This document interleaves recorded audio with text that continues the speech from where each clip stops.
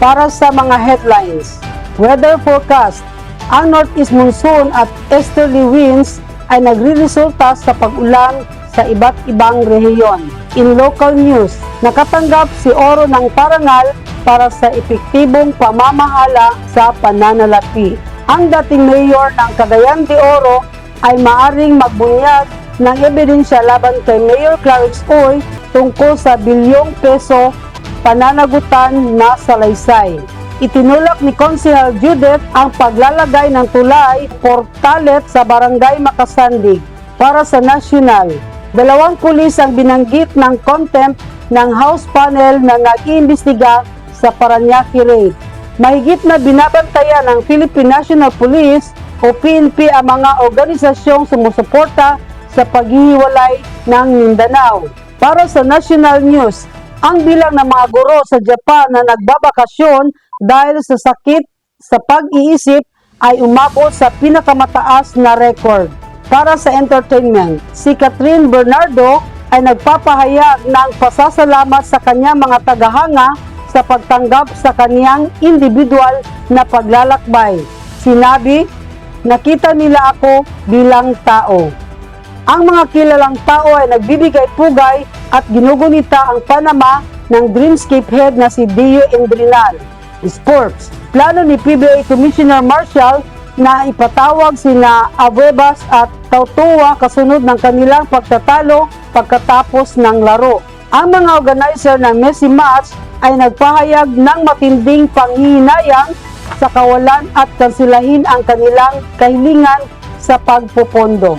International feature, nakatakdang maglabas ng bagong album si Taylor Swift sa April 19. National feature, Judy Santa Maria ay nakitang bumisita sa Antarctica. Trivia, alam mo ba na ang mata ng ostrich ay mas malaki kaysa utak nito?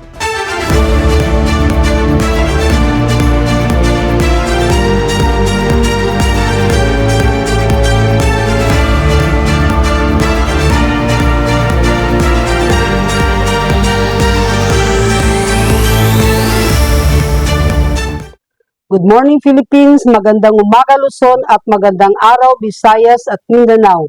Ngayon ay Miyerkules, Pebrero 7, 2024. Ako ang inyong tagapagbalita, Tina Gallego.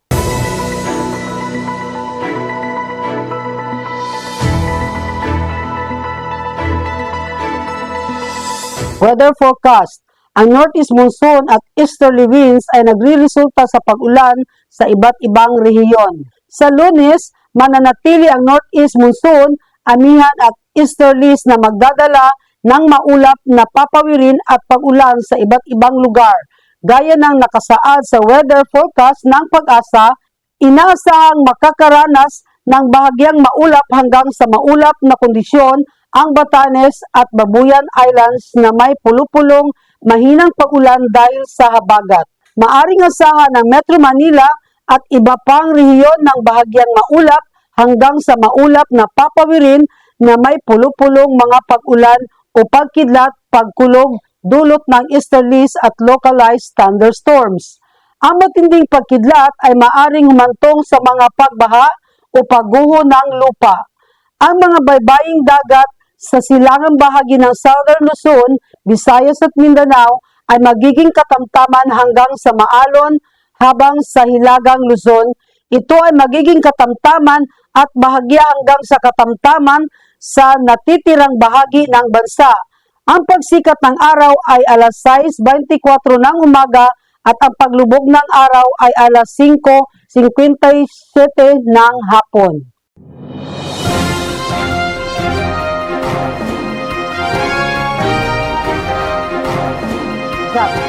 For the local news, ang Oro ay tumatanggap ng parangal para sa epektibong pamamahala sa pananalapi.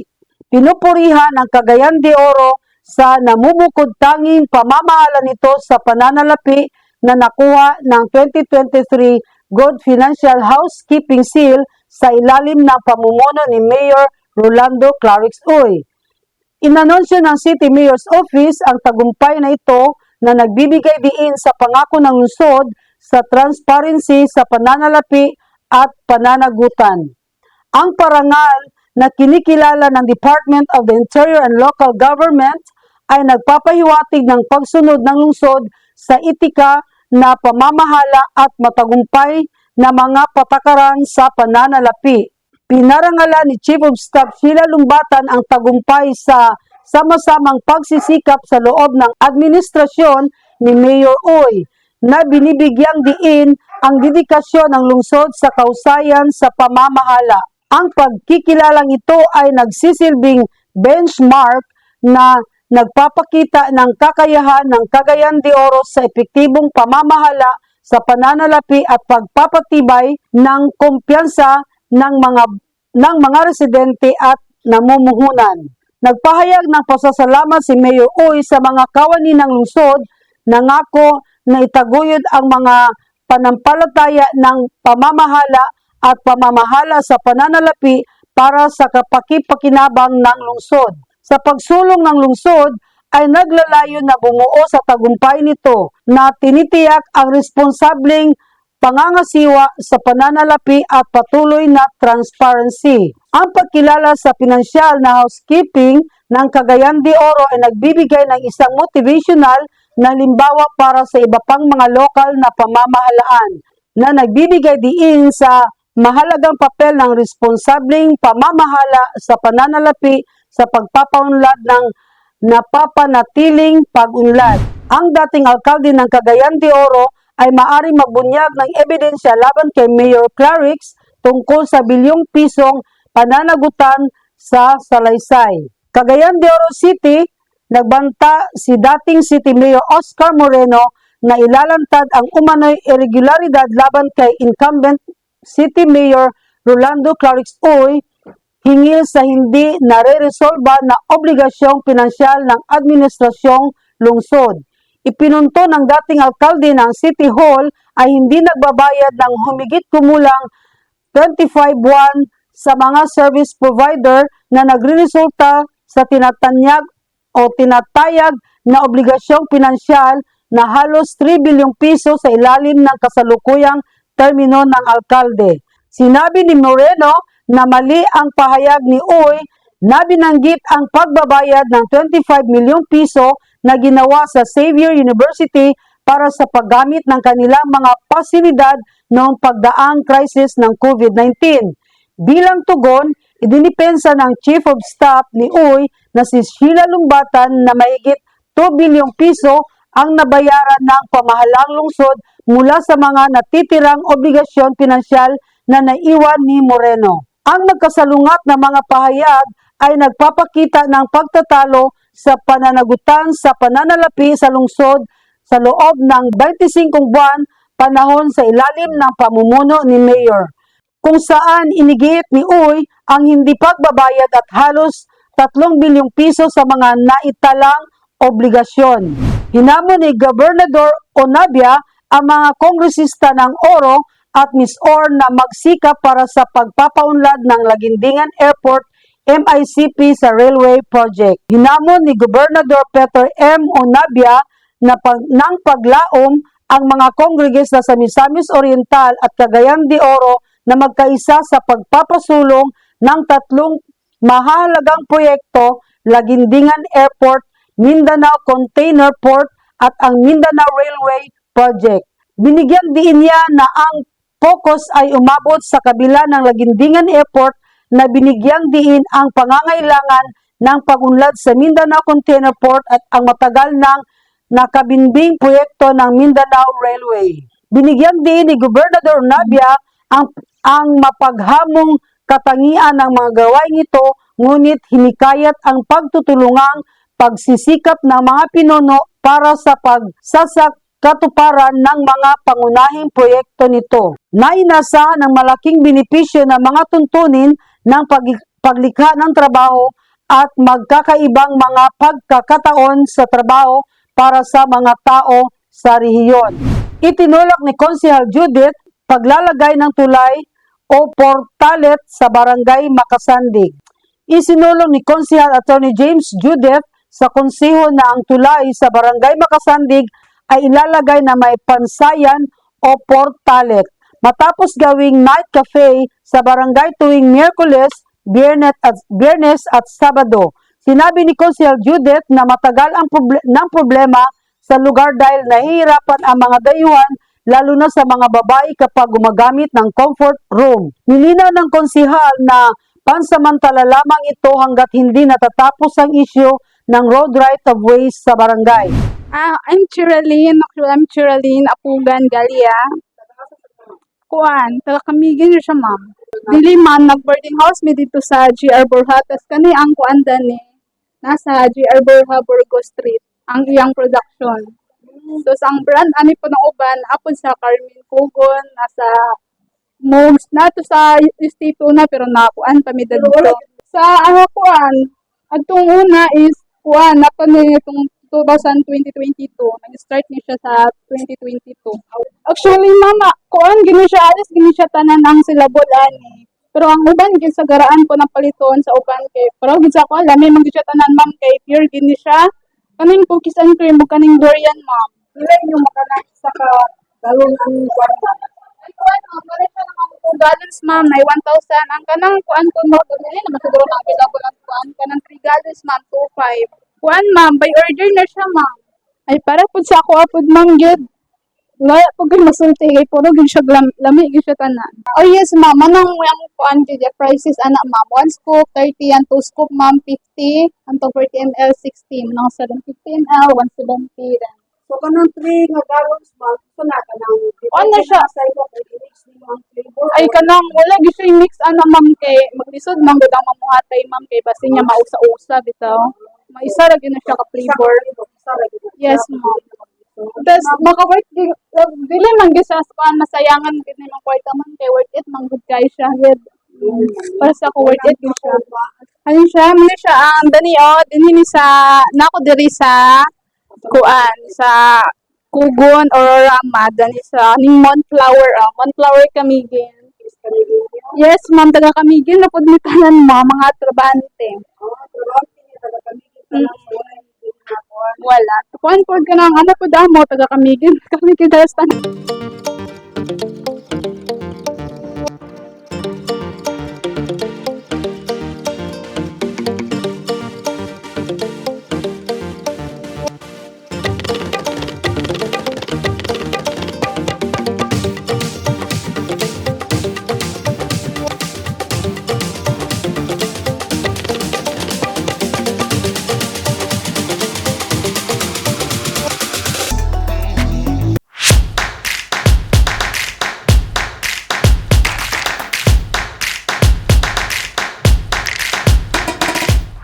Kung among baligyan namo is more on smartphones or laptop. Apoy pod mga gaming laptop or mga monitor, printer, or speaker or mga dayon. etc. mga tablets dayon. Ang brand ng mga baligya is kasagara gid mga gid siya, mga kani iPhone o kani iPhone or sa mga Android dayon si Xiaomi, Poco, iPhone na kani siya si iPhone 11 mura gid ang the cheapest na kani siya, may halino nila sa mga pangmasa gid sa mga na to, kababayan na to is iPhone 11. Yung price is 28,400 ni siya. So barato rin siya lower than SRP, 128 GB yung storage ko dani. 4 GB RAM ni siya. So sa mga 4 GB ni halos sa mga iPhone kusog-kusog na pud ni siya. Kani sa halin halinon good siya, dili siya ingon nga only one brand lang ang pinamahalinon siguro kaning good kani si Infinix, Tecno, kani silang duha may mga top mo ni mga top na to kaning duha si Infinix o si Tecno. Then for sa dayon for more on camera si Realme, si Xiaomi. Then sa pinaka-top nato sa sa for overall gaming kani si Poco. Munang sa mga overall gaming gud sila. Atong available nato is naatay HP, Asus o Lenovo o mga tulungan niabot sa mga brand namo sa laptop. Dili tanan nga medyo siya. Ang gid kasagara sa mga gid ang nila is Acer or Lenovo. So si Lenovo is more gid siya ang kuan gyud kanang high spec gid siya nga lower price gid siya. Pero ang kasagara gid sa mga more on quality pud sa magipangita pud sa mga pang college or kuan is Acer. Kung si Acer gid ang well known gid na siya nga brand gid si Acer. Affordable pud si Acer pud.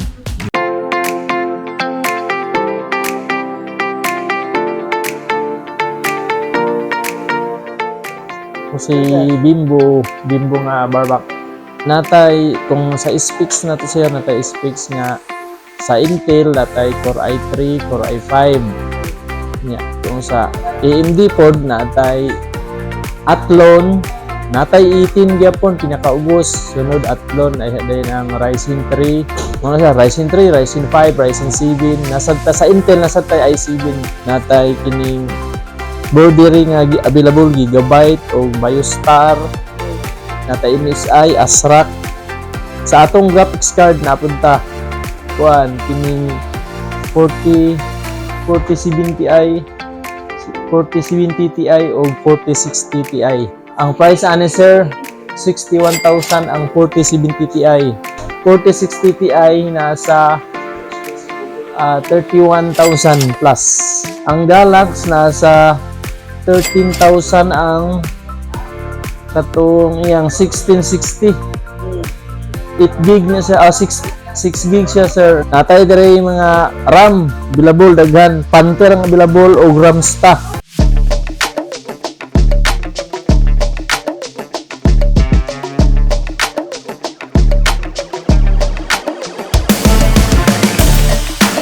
Kung mag-apply si client of home credit, need na mo is one valid ID lang sir. Example, kung new client siya is one valid ID tapos 30% down payment. Kung reloaner ka sir, pwede na po na mo i-check yung account kasi na siya low down payment kasi pwede na siya 200 any yung item yung account sir. Like, siya na ang bahala kung sa ikaw yung item basta low down payment lang yun siya. New client is 30% down payment sir. Pero nami bago nga karon system generated nami sir ha. Sir, ang bago nga system if ever kung new client si customer need niya og source of income, mag-base yung credit sa yung source of income mo yung application nga ginhatag sa amo. Kaya mag-approve man na sir, main Manila ang mag-approve na sir. Then sa kung depende ni client ang pilahon niya ka months bayaran sir. Napod kay terms nga 6 months, 9 months, 12 months, 15 months at 18 months. If ever makabayad si customer sa iyang first payment, butang na to 6 months yung term nga ginahatag, pwede ra niya i-advance og bayad, pwede siya manawag sa customer service para 4 months or 3 months na po siya low down payment sir. Automatic kasi siya sir kaning good payer. Tawagan niya first is tawagan niya si customer service sir na inform siya nga iyang i-prepaid og bayad. Kung reloaner na mo sir is i-check ang account ni sir or ni ma'am, automatic na siya low down payment. Ang iyang i-down service and bundle yung paon. Pwede ra pud pa furniture, appliance, cellphone, gadgets,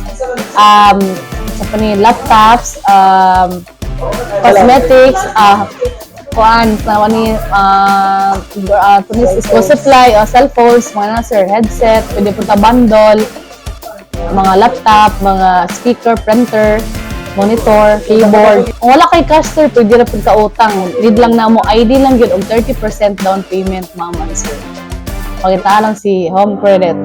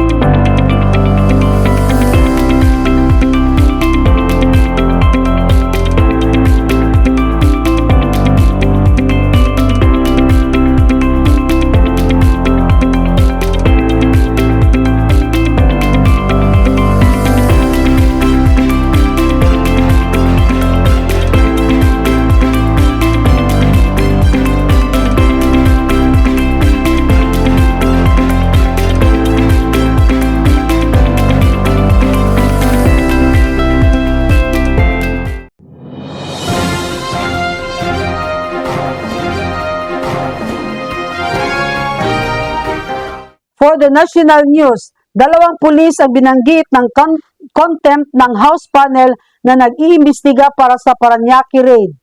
The House Committee on Public Order and Safety Inquiry, 2 opisyal ng pulisya, si dating Southern Police District Chief Brigade Sina General Roderick Mariano at dating SPD Comptroller Colonel Charlie Cabradilla ay binanggit sa contempt sa umano'y pagbibigay ng maling impormasyon tungkol sa isang police raid sa Parañaque City noong Setyembre. Ang motion na pinasimulan ni CIS Party List Representative Erwan Tulfo ay tumatanggap ng pag-aproba ng panel na nagre-resulta sa isang 30 ka-araw na detensyon para kina Mariano at Cabradilla. Ang desisyong ito ay kasunod ng pagpunta sa naantalang pag-ulat ng mga na-recover na pera sa panahon ng raid na unang inulat na 4.6 million sa halip na aktwal na 27 million. Ang pagsisiyasat batay sa House Resolution 1471 ay sumusuri sa mga umano'y labag sa batas ng pag-aresto at panunuhol na kinakasangkutan ng mga Chinese national. Sa 45 police personnel na imbestigahan, 34 ang naharap sa summary dismissal proceedings. Mahigit na binantayan ng Philippine National Police o PNP ang mga organisasyon sumusuporta sa paghihiwalay ng Mindanao. Kinumpirma ng Philippine National Police o PNP noong Lunes ang pagbabantay nito sa mga grupong nagsusulong para sa paghiwalay ng Mindanao sa Pilipinas kasunod ng pahayag kamakailan ni dating Pangulong Rodrigo Duterte sa usapin. Tinukoy ni PNP Chief General Benjamin Acorda Jr. na sinuri nila ang mga tumatalakay sa interes sa paghiwalay ng Mindanao na may pagtuon sa mga potensyal na seditious o marahas na intensyon. Iminumungkahi ni Duterte ang ideya sa gitna ng tensyon kay Pangulong Ferdinand Marcos Jr. na binanggit ang signature drive na pinangunahan ni Representative Pantaleon Alvarez habang pinagtatalunan ang mga eksperto sa batas ang pag-angkin sa proseso ng UN. Binigyan din ni Acorda ang pagkakaisang pagtutol ng PNP sa paghihiwalay sa Mindanao. Tinitiyak ang publiko laban sa mga alalahanin ng kaguluhan na inulit ang apolitical na paninindigan ng organisasyon. Nagbabala si Acorda sa mga opisyal na sumusuporta sa paghihiwalay na nagsasabi na ang anumang pagkakasangkot ay maaring humantong sa kaluwagan o paglipat.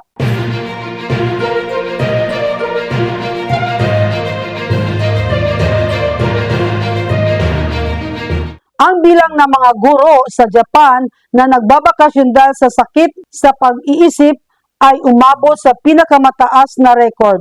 Noong piskal na 2022, ang bilang ng mga guro sa pampublikong paaralan sa Japan na nag-iiwan dahil sa sakit sa pag-iisip ay umabot sa pinakamataas na record na 6,539 na sumasalamin sa pag-akyat ng 1,300 sa loob ng 2 taon mula nang nagsimula ang pandemya ng COVID-19. Ang bilang na ito na kumakatawan sa 0.71% ng lahat ng mga guro ay minarkahan ang pangalawang pagkakasunod-sunod na taunang pagtaas at naiugnay sa isang pinakamalaki na kargamento sa gitna ng mga hamon na nauugnay sa pandemya. Kabilang ang mga hakbang sa pag-iwas sa infeksyon, tinukoy din ng mga eksperto sa edukasyon ang lumalagong kalakaran sa mga reklamo mula sa mga magulang ng mga mag-aaral. Ang kakulangan ng mga guro sa Japan kasama ang inaakala na mabigat na trabaho sa posisyon ay natukoy sa isang seryosong issue. Ang Ministry ng Education ay naglalayon na tugunan ito sa pamamagitan ng pagtataguyod ng reforma sa estilo ng trabaho na nakatuon sa pagbabawas ng mga papeles at pagtugon sa mahabang oras ng pagtatrabaho. Bukod pa rito, isiniwalat sa survey ng bilang ng mga guro, pinaparusahan para sa sexual na karahasan ay nananatiling higit sa 200 para sa ika-10 pagkakasunod-sunod na taon, kung saan ang mga lalaking guro ay bumubuo ng 93% ng kabuuang mga kaso. Napansin din ng ulat ang pagbaliktad sa pababang takbo ng mga guro, pinarusahan para sa corporal punishment na may kabuuang 397 noong piskal na 2022.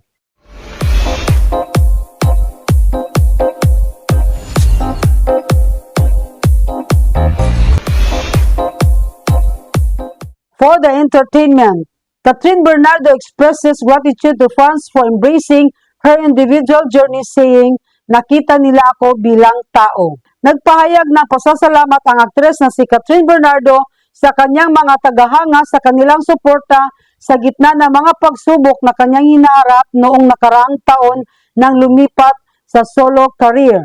Sa isang panayam, kinikilala niya ang halo-halong emosyon ng mga fans kasunod ng breakup nila ng long-time love team partner na si Daniel Padilla.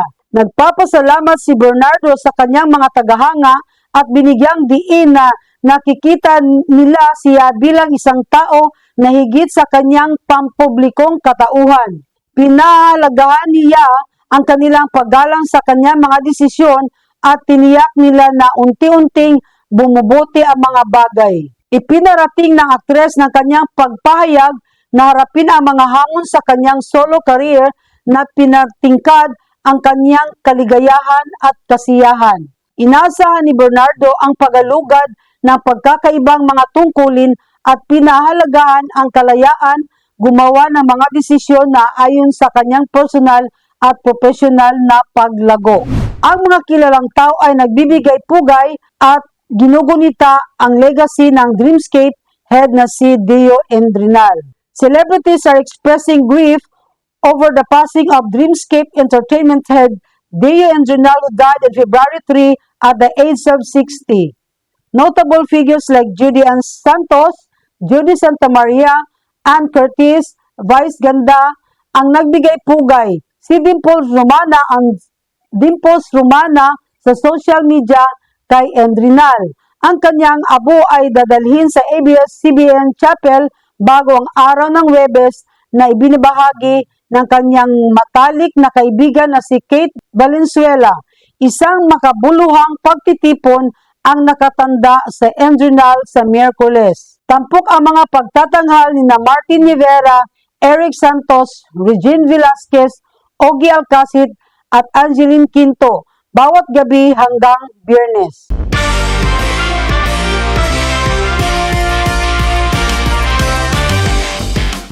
Para sa sports, plano ni PBA Commissioner Marcial na ipatawag sina Abueva at Tautua kasunod ng kanilang pagtatalo pagkatapos ng laro. Si PBA Commissioner Willie Marcial at ang kanyang kupunan ay aktibong nag-iimbestiga sa Commissioner's Cup Finals incident na kinakasangkutan ni Calvin Abueva at Magnolia Mo Tautua ng San Miguel at kanilang mga asawa.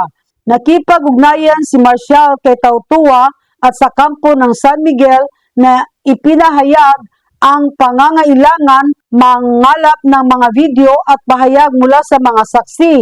Naganap ang alitan pagkatapos ng Game 2 kung saan pinangahasan ni Abueva si Tautua ng suntukan. Sinabi ni Marcial na ang mga nakaraang insidente ni Abueva ay maaring isaalang-alang sa desisyon ng liga. Itinataas din ng komisyoner ang posibilidad na higpitan ang mga mag-asawa ng dalawang manlalaro na dumalo sa mga laro. Habang nakabinbin ang mga parusa, inuuna ni Marcial ang mga talakayan ng mga sangkot na partido at pangungulikta ng ebidensya bago ang ikatatlong final game sa Miyerkules.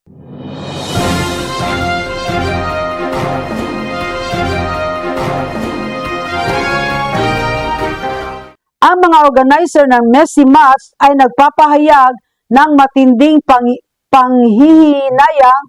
Ang mga organizer ng Messi Match ay nagpahayag ng matinding panghihinayang sa kawalan at kansilahin ang kanilang kahiligan sa pagpupondo.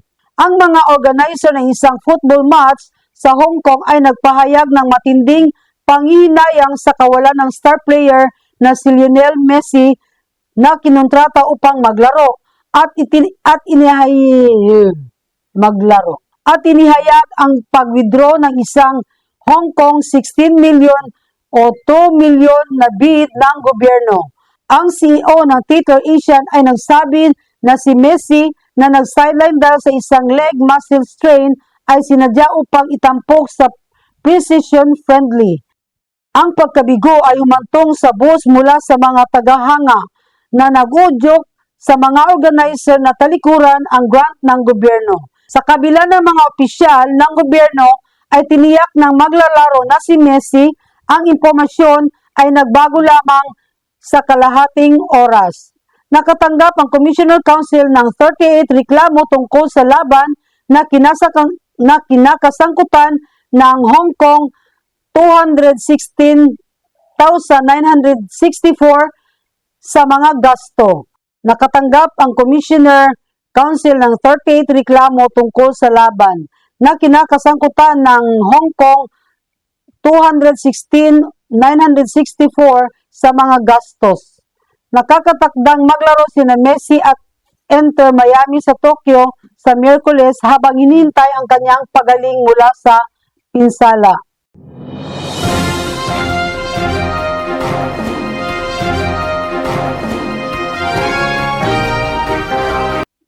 International feature.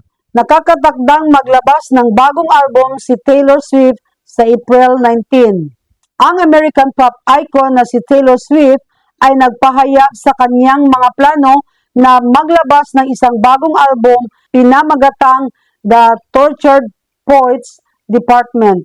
Ngayong taon, kasunod ng kanyang pagkapanalo sa Grammy para sa Best Pop Vocal Album na may Midnights, si Swift na nagpapahayag ng pasasalamat sa mga tagahanga at sa Recording Academy ay nagbahagi ng balita sa kanyang talumpati at pagtanggap na nagsasabi na siya ay nagtatrabaho sa album sa loob ng 2 taon. Ang anunsyo ay inasahan ng isang patulang mensahe mula kay Swift na nakatakdang ilabas ang ika-11 studio album sa April 19 na idinaragdag sa malawak na musical catalog at Grammy accolades ni Swift.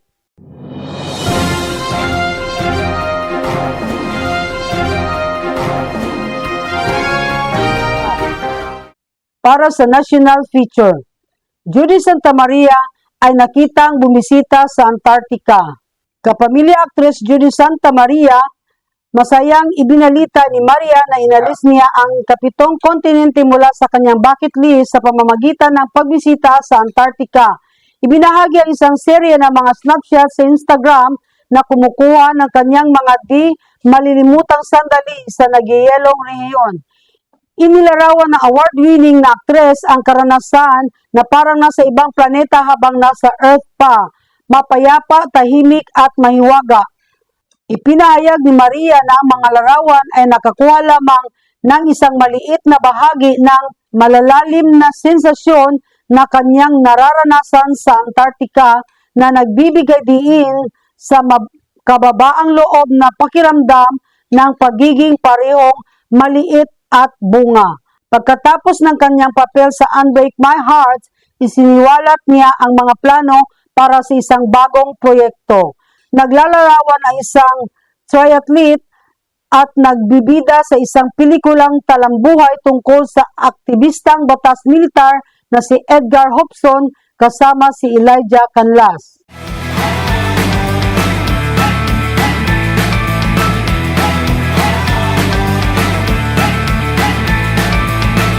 Para sa trivia, alam mo ba na ang mata ng ostrich ay malaki kaysa utak nito?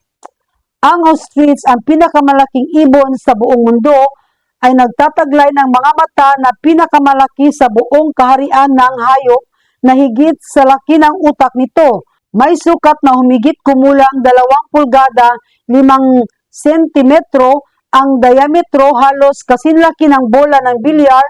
Ang mga mata ng ostrich ay may isang mahalagang pagbagay sa terrestrial na pamumuhay nito. Taliwas sa isang popular na maling kuro-kuro, kapag ang ostrich ay nakakaramdam ng panganib, hindi ito ibinabaon ang ulo nito sa buhangin. Sa matayog na taas na hanggang 9 talampakan, pinadali ng mahabang leeg at binti nito, ang ostrich ay nakakuha ng isang kahangahangang lugar sa ibabaw ng mga damuhan at palumpong. Ang malaking mata na nilagyan ng malaking bilang ng mga sel ng photoreceptor at pagkuha ng malawak na mga imahe ay nagbibigay daan sa ostrich na makilala ang mga masalimuot na detalye ng mga potensyal na banta kahit mula sa mga malalayong distansya.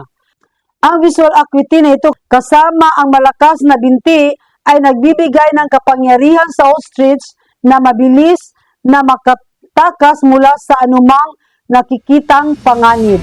At iyon ang nakuha naming impormasyon mula dito at sa ibang bansa. Patuloy na makinig at manood. Please subscribe, follow, like, and share Pinoy Rab sa YouTube channel at maraming salamat sa panonood ng Pinoy Rab News Channel Cagayan de Oro.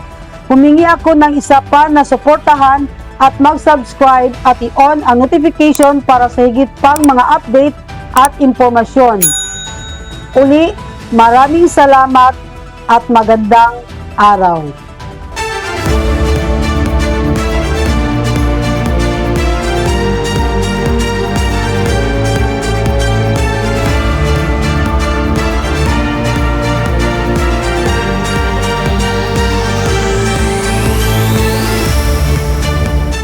Mga kababayan, ang pambansang awit ng Pilipinas.